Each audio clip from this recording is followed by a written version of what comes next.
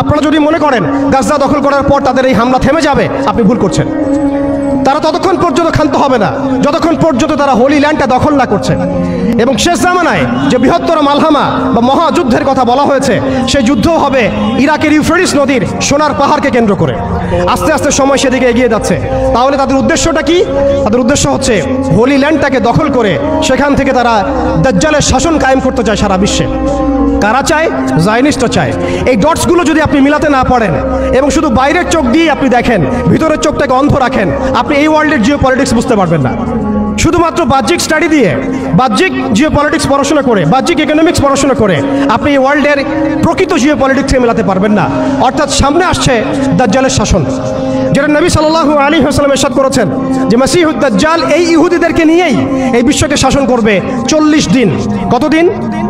40 দিন। এবং তার প্রথম দিনটা হচ্ছে 1 বছরের সমান।